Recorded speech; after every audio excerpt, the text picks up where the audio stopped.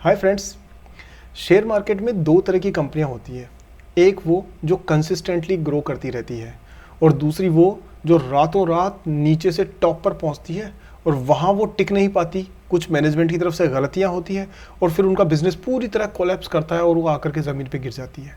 तो दोस्तों, ये दो तरीके की कंपनियों में से जो सेकंड वाली कंपनी है वो अगर ज़मीन पे गिरने के बाद वापस कुछ अच्छा करके बढ़ना शुरू करती है, तो दोस्तों ये वो कंपनियां हैं जिन पर आपको नज़र ज़रूर रखनी चाहिए, क्योंकि ये सिर्फ 50 गुना, 100 गुना, 200 गुना, 500 गुना नहीं, उससे ज़्यादा रिटर्न देने की कैपेसिटी भी रख सकती है। तो हम एज ए कॉमन इन्वेस्टर हमें हमेशा ऐसी कंपनीज पे नज़र रखनी होती है और इन पे थोड़ा कॉमन सेंस यूज़ करना होता है और थोड़ा एनालिसिस करना होता है। और दोस्तों, मैं कह रहा हूँ आपका पोर्टफोलियो यकीन मानिए कई गुना बढ़ सकता है ऐसी कंपनी से। सो दोस्तों, आज एक ऐसी कंपनी के बारे में बात कर रहे हैं और वो कंपनी है सुज़लोन एनर्जी। उसका एक लेटेस्ट अपडेट आया है, आज हम उसी के बारे में डिस्कस करेंगे और इसमें कितना पोटेंशियल है वो हम जानेंगे। वीडियो बहुत ही इंफॉर्मेटिव है और बहुत इंपॉर्टेंट है, तो पेशेंस के साथ देखिएगा लास्ट तक और साथ में इस वीडियो को लाइक करना मत भूलेगा, क्योंकि तभी ये अधिकतर लोगों तक वीडियो पहुंचेगी। चलिए दोस्तों, शुरू करते हैं और हम देखते हैं कि सुज़लोन एनर्जी में वो लेटेस्ट अपडेट क्या आया है। So let's begin.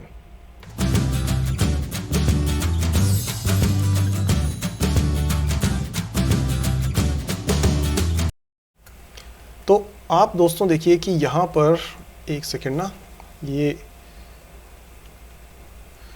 यहाँ अगर आप देखेंगे तो मैं इसका एक्चुअली नेम भी चेंज कर देता हूँ। ये सुज़लोन एनर्जी है, क्योंकि कुछ मित्रों ने मुझे कहा कि आप इसका नाम चेंज कर दिए। बस दोस्तों एक सेकंड दीजिए, मैं थोड़ा इसका नेम चेंज कर दूँ।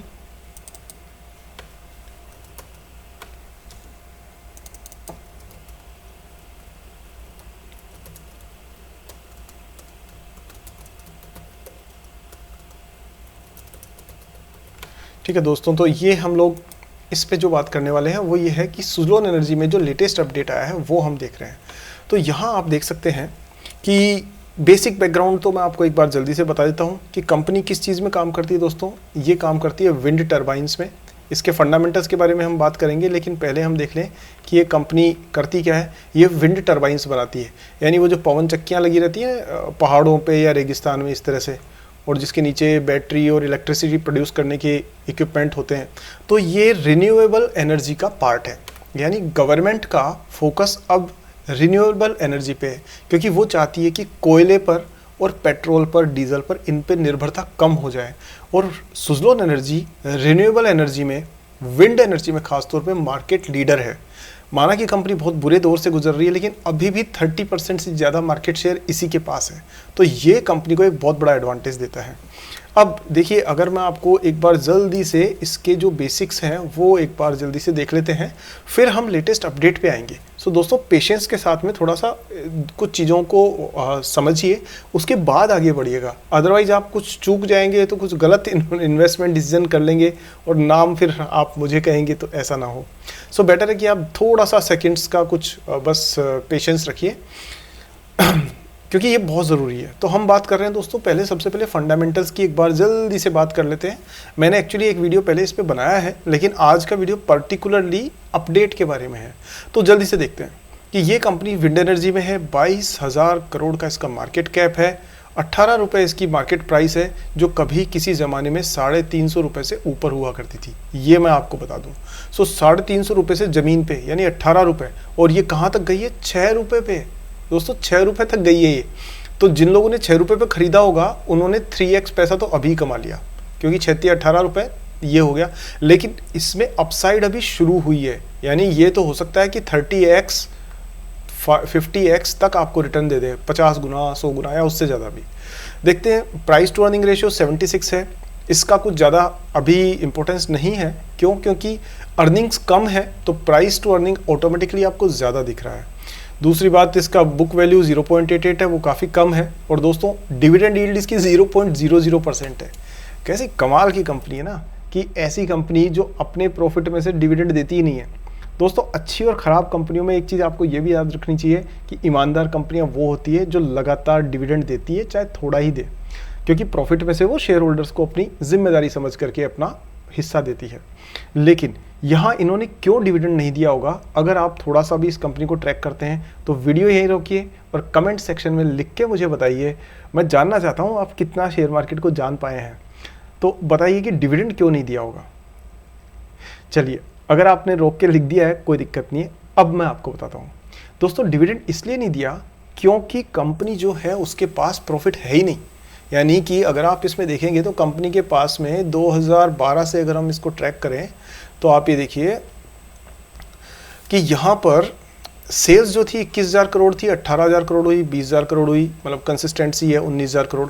उसके बाद में सेल्स रह गई दोस्तों आधी, 9,000। यानी कि जिस आदमी की सैलरी 1 लाख रुपए हो उसकी 50,000 रह गई, ये मान लीजिए आप। तो उसके बाद थोड़ी सी बढ़ी, फिर कंसिस्टेंटली थोड़ी फ्लक्चुएट करती रही, उसके बाद कम हुई 5,000 करोड़। यानी कितनी रह गई, 1/4, यानी रुपए के 4 आने रह गए, यानी कि 100 रुपए के 25 पैसे। फिर उसके बाद में ये और कम हुई, यानी अब तो 2900 करोड़ ही। यानी जिस कंपनी का 21,000 करोड़ रुपए का सेल्स रेवेन्यू था वो हो गई दोस्तों 2900 करोड़ रुपए की। उसके बाद कुछ कंपनी ने विचार किया, मैनेजमेंट में डिस्कशन हुआ होगा और तब इनकी सेल्स बढ़ी है 33 करोड़, और उसके ठीक नेक्स्ट ईयर हो गई है डबल। क्योंकि पुराने ऑर्डर जो अटके हुए होंगे ना, जिनमें कहीं ना कहीं पेमेंट फंसा होगा या कोई ऑर्डर कंफर्म नहीं हो पा रहा होगा, इन्होंने जोर लगा के उनको क्लोज किया होगा। इस तरह से इनकी सेल बढ़ी है और उसके बाद में कंसिस्टेंटली लगभग ठीक ठाक लेवल पर इनकी सेल चल रही है। अगर आप थोड़ा नीचे ध्यान दें तो आप देखिए कि इनका ऑपरेटिंग प्रॉफिट शुरू में 1800 करोड़ था, फिर 1500 करोड़ का लॉस हुआ, फिर लॉस हुआ, फिर लॉस हुआ है, लॉस हुआ है, यहाँ थोड़ा प्रॉफिट है, यहाँ कम प्रॉफिट है, फिर से लॉस, फिर से लॉस, फिर उसके बाद में प्रॉफिट, थोड़ा ज़्यादा प्रॉफिट, और उसके बाद अब कंसिस्टेंटली कंपनी प्रॉफिट में है। यानी 2020 तक एक नटखट और उद्दंड बालक की तरह से इस कंपनी ने गलतियां पे गलतियां करी और उसके बाद अब अक्ल ठिकाने आ गई कि भाई अब ना थोड़ा ढंग से काम करना पड़ेगा।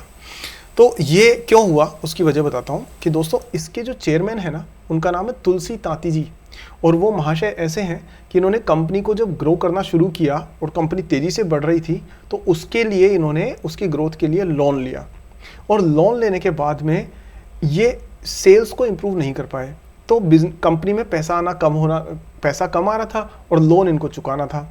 कुछ दिनों के बाद में इनके ऑर्डर्स क्रैक होने बंद हो गए, तो लोन का यानी कि जो कर्जे की आपकी किस्त जाती है उसका बर्डन तो रहेगा ही ना, तो इनसे वो संभला नहीं। इन्होंने लोन चुकाने के लिए दूसरा लोन ले लिया, यानी कि अब पहला लोन जो है उसकी किस्त चुकाने के लिए दूसरा लोन ले लिया इन्होंने, और इस तरह से दोस्तों ये कंपनी पूरी तरह कर्जे के मकड़ जाल में फंसती गई, और उसी की वजह से कंपनी के पास पैसा आ नहीं रहा था, एम्प्लॉयज़ को देने के लिए पैसा था नहीं। ध्यान रखिए 5,000 लोग से ज़्यादा काम करते इस कंपनी में, तो इसलिए कंपनी छोटी मोटी नहीं है, पर कंपनी के पास पैसा आ नहीं रहा था तो उसको मैनेज करने के लिए लोन पे लोन लेते गए, और यही सबसे बड़ी गलती थी। तुलसी तांती जी ने ये बिल्कुल ध्यान नहीं दिया कि इन्हें ऑपरेटिंग मार्जिन अपना बढ़ाना चाहिए था, सेल्स बढ़ानी चाहिए थी। पर 2021 में इनको अक्ल आ गई और इनको समझ में आया कि अब तो ठीक काम करना पड़ेगा, और जो अपडेट मैं अभी आपको शेयर करूंगा उससे इसका प्रूफ भी मिल जाएगा। चलिए आगे चलते हैं। तो मैं जो कह रहा था कि डिविडेंड इन्होंने कभी दिया ही नहीं है, मतलब ऐसी कंपनी की ये चाहते ही नहीं है कि किसी को डिविडेंड दें, तो इसका मतलब ये हुआ कि डिविडेंड इन्होंने दिया नहीं है, मतलब सारा का सारा अपनी जेब में रखा है। लेकिन देते कहाँ से? देखिए, negative earning per share, negative earning per share negative, मतलब इनके पास कमाई है ही नहीं, शेयर के ऊपर कोई भी अर्निंग शो नहीं हो रही है, मतलब लगातार घाटे पे घाटा चलता जा रहा है, यानी बैडली मैनेज्ड कंपनी। चलिए उसके बाद लेकिन आप यहाँ से देखोगे तो इन्होंने थोड़ा सा ब्यूटीफुली मैनेज्ड कंपनी की तरफ कदम बढ़ाया है। अब उसके बाद इन्होंने क्या किया है कि ये सेल्स ग्रोथ और ये सब नंबर्स कोई मतलब नहीं रखते हैं, क्योंकि ये मैं पहले वैसे डिस्कस कर चुका हूँ, लास्ट वीडियो देख लेना दोस्तों, मैं इसमें आई बटन पे उसका लिंक दे दूंगा, लेकिन इस पे ज़्यादा मैटर नहीं करता है क्योंकि वो टाइम जा चुका। अब मैं आपसे शेयर करने वाला हूँ कि वो चीज़ें जो कि आपको जाननी बहुत ज़रूरी है। पहली चीज़, अब ये है दोस्तों लेटेस्ट अपडेट जिसके बारे में अभी हम बात करने वाले हैं। तो इसमें क्या है, सबसे पहली चीज़ कि देखिए यहाँ आप अगर देख रहे हैं स्क्रीन के ऊपर तो आप ये देखेंगे कि wind energy and renewable energy, जो अब ये गवर्नमेंट की पॉलिसीज़ हैं, जो गवर्नमेंट ने इनिशिएटिव लिया है। देखो ऐसा कहते हैं कि बिल्ली के भाग का ना छींका फूट जाता है, यानी बिल्ली बैठे बैठे मक्खन की तलाश कर रही होती है, ऊपर छींका टंगा हुआ है, अचानक से छींका टूटा और बिल्ली के भाग खुल गए। सेम यहाँ हो रहा है दोस्तों। गवर्नमेंट ने अभी लेटेस्ट पॉलिसी में जो फॉसिल फ्यूल बेस्ड ईंधन है, यानी कि जो पेट्रोल, डीजल, कोयला, इनका इंपोर्ट जो होता है हम पे कितना भारी पड़ता है, उसको कम करने के लिए wind energy, solar energy, electric vehicles, इन पे ध्यान देना शुरू किया है। और उसका सीधा फायदा किसको मिल रहा है? इस डूबती हुई नैया को, यानी जिसका नाम सुजलोन है। तो सबसे बड़ी बात क्या है कि wind energy and renewable energy sector जो है वो गवर्नमेंट के लिए प्रायोरिटी है। Government has a target of 500 gigawatts of non fossil fuel based capabilities by 2030। इतनी सारी कैपेसिटी ये बिना पेट्रोल यानी विंड और सोलर से ऐड करने वाले हैं। दूसरी बात, बिडिंग प्रोसेस जो है उसके बारे में शुरुआत हो चुकी है गवर्नमेंट की तरफ से। The company has a cumulative order book of 1582 crore megawatts. Company जहां पर सेल्स लगभग खत्म सी हो गई थी, अब कंपनी के पास में 1500 जो मेगावाट है उसके आसपास के ऑर्डर हैं। ये अभी ऑर्डर हैं और इनमें से बहुत से ऐसे हैं जो आने वाले टाइम पे एग्जीक्यूट होंगे। तीसरी चीज़ है कि more than 50% of the orders are for the next year. तो आज के मुकाबले में अगले साल सेल्स और रेवेन्यू और प्रॉफिट आपको और ज़्यादा अच्छा दिखेगा। फिर आते हैं फाइनेंशियल्स पे। तो देखिए दोस्तों, अब यहाँ इसने क्या क्या किया है, इन्होंने ये किया है कि it has a net worth of 1297 crore, यानी नेटवर्थ हो चुकी है। डेट वगैरह को हटाओ तो इस कंपनी की 1200 करोड़ रुपए, 1297 करोड़ यानी लगभग 1300 करोड़ की नेटवर्थ है। और कंसोलिडेटेड पैट होता है प्रॉफिट आफ्टर टैक्स, और ये पिछला जो क्वार्टर है यानी अभी जो जुलाई में जो खत्म हुआ है, ये जो क्वार्टर था अप्रैल में जून वाला जो क्वार्टर है उसके जो रिजल्ट आए हैं उसके हिसाब से इस कंपनी ने प्रॉफिट शो किया है। कितना? चाहे ये 93 करोड़ का ही है, लेकिन दोस्तों प्रॉफिट शो कर रही है कंपनी, मतलब कुछ तो अच्छा कंपनी में चल रहा है। साथ में ग्रोस मार्जिन्स जो हैं वो 23 के मुकाबले में ये बेटर करने वाले हैं। इसके अलावा इनका प्लान है फंड रेजिंग भी करेंगे जिससे कि डेट का बर्डन कम हो। अभी एनालिसिस कंप्लीट नहीं हुई है, अभी सबसे इंपॉर्टेंट हिस्सा आना बाकी है, तो वीडियो को बने रही है अभी इसके ऊपर, क्योंकि आप सोच समझ के खरीदोगे ना दोस्तों, तो मैं आपको यकीन दिला रहा हूँ कि आप 100 गुना, 200 गुना, 500 गुना से ज़्यादा रिटर्न भी प्राप्त कर सकते हो। मैं आपको एग्जांपल के साथ बताता हूँ। एक कंपनी है जिसका नाम था सत्यम कंप्यूटर्स। ये 2008 में इसके चेयरमैन, आपने नाम सुना होगा, रामलिंगम राजू, उनको जेल हुई थी फाइनेंशियल फ्रॉड्स को लेकर के। कंपनी का स्टॉक 11 रुपये के आसपास आ गया था, और कुछ मेरे मित्रों ने ही कुछ हमसे बातचीत हुई, उन्होंने 1 लाख रुपये, 1,10,000 मान लीजिए, लगभग उतना पैसा उन्होंने इन्वेस्ट किया था, और बहुत कम टाइम में वो 1 लाख से 11 लाख में कन्वर्ट हो गया था। मैं ये नहीं कह रहा कि यहाँ कुछ ऐसा होगा, ना ही मैं आपको रिकमेंडेशन दे रहा हूँ। मेरे वीडियो का उद्देश्य सिर्फ इतना है कि आप सही चीज़ों को सीखें और अपना पैसा, मुनाफा खुद कमाएं। तो दोस्तों इसलिए वीडियो लास्ट तक देखना ज़रूरी है। मेरे हिसाब से आप समझ गए होंगे। चलिए, तो अभी यहाँ पर इस कंपनी के साथ स्थिति लगभग वैसी ही है। तो इसने क्या किया है कि C&I सेगमेंट जो है इनका बिजनेस सेगमेंट, उसमें देखिए कि फॉसिल फ्यूल की जगह पर कौन कौन से कंपनी जिनको ज़्यादा इंटरेस्ट शो कर रही है। बिरला, टाटा स्टील, स्टरलाइट, ये कंपनियां आने वाले टाइम में इनके साथ में टाई अप कर सकती है, यानी इनको बिजनेस दे सकती है। साथ में इसके अलावा आप अगर देखोगे तो अब जैसे करिए ना, company aspects a significant increase in demand for renewable energy. अब दोस्तों यहाँ ना आपको एक डिटेक्टिव की तरह सोचना होगा कि कंपनी एक्सपेक्ट कर रही है, तो भैया ये चीज़ सिर्फ आई वॉश के लिए है। एक्सपेक्टेशन कभी पूरी होती है? तो आप सिर्फ फैक्ट्स और फिगर्स और डिटेल्स को समझिए, बाकी प्रेडिक्शंस, एक्सपेक्टेशंस ये तो ऊपर नीचे चलती रहती है, सो उन पे आपको सीरियसली नहीं लेना है। ऑपरेटिंग एंड मैन्युफैक्चरिंग में अगर आप बात करोगे तो इन्होंने, कंपनी ने क्या किया है कि सप्लाई ऑफ 3 मेगावाट टर्बाइंस ये Q4 24 में इन्होंने शुरू किया है। यानी इन्होंने कुछ डिफरेंट टाइप के अपने विंड टर्बाइंस बनाए हैं जिनसे इनको ज़्यादा बड़ा वॉल्यूम मिले। ये वैसे ही है जैसे अगर सनसिल्क का बड़ी शैम्पू की बोतल नहीं बिक रही है तो कंपनी ने छोटे छोटे पाउचेस लॉन्च कर दिए जिससे कि उसकी सेल बढ़े, उसकी वॉल्यूम बढ़े, और जब लोग एक बार सनसिल्क शैम्पू यूज़ कर लें तो फिर बड़ा बोतल भी वो खरीद लें। यहाँ इन्होंने इसी तरह से अपना स्केल डाउन वर्जन जो है अपने प्रोडक्ट्स का वो लॉन्च किया है, और जिसकी वजह से इनको उम्मीद है कि सेल जो है वो बढ़ेगी, वॉल्यूम बढ़ेगा। अच्छा, कंपनी के पास में देखिए कि करीब करीब 500 करोड़ रुपीस की तो फिक्स्ड एसेट्स हैं, बिल्डिंग, मशीनरी वगैरह ये सारे, तो इसलिए कोई चिंता वाली ऐसी बात नहीं है इनके हिसाब से। और अब देखिए एबिटा मार्जिन जो है कंपनी उम्मीद कर रही है 40% के आसपास ले आए, लेकिन ये हम कोई कमिट नहीं है। आने वाले टाइम में हम देखेंगे, नज़र रखेंगे कि क्या ये कर पाते हैं नहीं कर पाते हैं। सो दोस्तों ओवरऑल अगर आप इस कंपनी को देखोगे तो ये अंडर वैल्यूड कंपनी है, निश्चित रूप से अंडर वैल्यूड है, क्योंकि इसमें आपको साफ तौर पर ये नज़र आ रहा है कि यहाँ 18 रुपये का स्टॉक है और उसके मुकाबले में इसमें ग्रोथ के चांसेस पूरे हैं, क्योंकि एसेट्स भी ज़्यादा हैं और आगे इसके जो फ्यूचर ऑर्डर्स वगैरह बता रहे हैं वो भी साफ तौर पे आपको दिख रहे हैं, विजिबिलिटी है।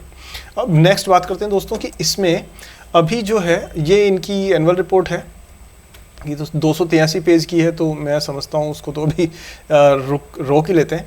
हमेशा दोस्तों ये ध्यान दीजिए कि ये है महाशय तुलसी तांती जी,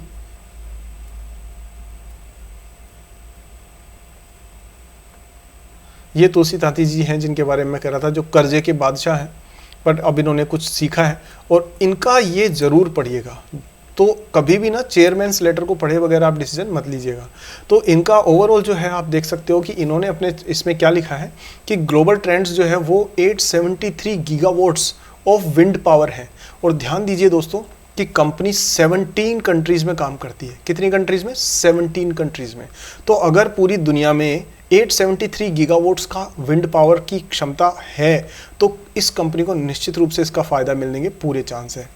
और इसके अलावा आप ये देखेंगे कि 12% ईयर ऑन ईयर, मतलब 21 के मुकाबले 12% ग्रोथ हुई है इंडस्ट्री में, तो वो एक अच्छा पॉजिटिव सेंटीमेंट को शो करता है। तो ओवरऑल कंपनी ने जो बुरे दिन थे वो देख लिए हैं और अब ये अच्छे दिनों की तरफ अग्रसर होती हुई दिख रही है। बट अगेन मैं कहूँगा कोई रिकमेंडेशन नहीं है, आप ऐसा नहीं हो कि आप अभी तुरंत जा करके सुज़लोन एनर्जी खरीद लें और उसके बाद में आप लाख रुपए 10 लाख रुपए लगा दें और फिर कहें अरे बढ़ क्यों नहीं रहा, कम क्यों नहीं हो रहा। तो अपने बीपी बढ़ाने के काम मत करिए, पहले इस पर नज़र रखिए और जैसे जैसे डिप पे बाय करना शुरू करिए, जैसे जैसे स्टॉक गिरता है आप इसको थोड़ा थोड़ा ले सकते हैं। अब दोस्तों मैं आपको एक चीज़ और बता रहा हूँ जो और भी इम्पोर्टेंट है कि सुज़लोन एनर्जी की रेटिंग एजेंसीज, यानी रेटिंग जो है वो किसने और कैसे की। अब पहले तो आपको एक बड़ी इंटरेस्टिंग चीज़ मैं बताता हूँ।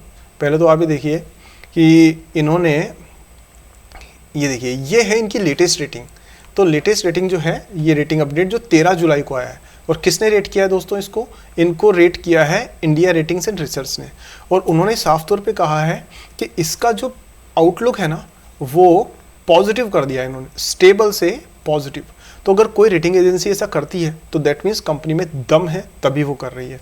इन्होंने अपना ये जो टर्म लोन था 31.67 बिलियन का, ये पूरी तरह से पेड इन फुल कर दिया है, तो ये एक बड़ी अच्छी बात है। और यहाँ पर इन्होंने और अपना जो बर्डन था वो भी रिड्यूस किया है, यानी कंपनी कंसिस्टेंटली अब ये जान गई है कि डेट को कम करना बहुत ज़रूरी है अगर ग्रो करना है तो। अब यहाँ अगर आप ये देखेंगे तो इसमें कुछ और इंपॉर्टेंट चीज़ों पे ध्यान दीजिए कि significant improvement in credit profile. Company जो है वो, ये जो रेटिंग एजेंसी है वो ये कह रही है कि इस कंपनी ने सिग्निफिकेंट इंप्रूवमेंट, यानी कि देखिए इन्होंने अपना जो डेट है उसको इन्होंने कम किया है। कहाँ से कहाँ तक किया है इन्होंने? 19.5 बिलियन, और पहले कितना था दोस्तों? 63, यानी 63 बिलियन जो रुपीस थे उसका जो डेट था यानी कर्जा था उसको उन्होंने चुकू करके 19.5 पे लेकर के आ गए। तो वो बहुत ही अच्छी बात है क्योंकि कंपनी के ऊपर बर्डन कम हो गया है।